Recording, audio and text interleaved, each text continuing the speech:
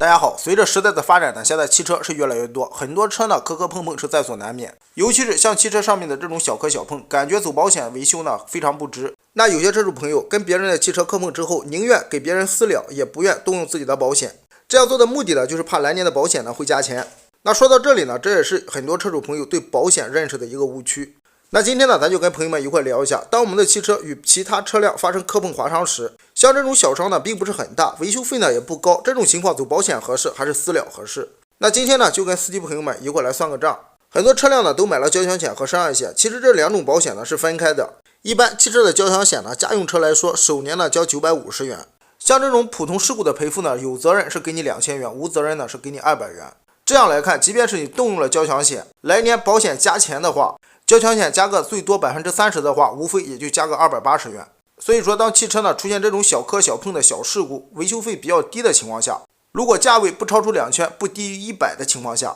我个人认为走保险呢还是比较划算。因为现在的汽车呢，随便一点小磕小碰，去 4S 店维修的话，怎么也得300、500。所以说我们在平时日常用车当中呢，一旦出现磕碰，千万不要着急呢进行私了。有些小事故呢，自己详细的算一下，还是走保险呢相对来说比较划算。我建议广大车主朋友在给自己的汽车入保险的时候，一定要向这个销售人员呢问清楚这个汽车保费的走向，以免我们错误的观念呢导致让我们多花不少冤枉钱。好了，朋友们，今天的视频呢就给大家分享到这。如果你有不同的看法或者是不同的意见呢，可以打在下方。每天呢会继续给大家分享不一样的汽车轮胎知识，感谢支持。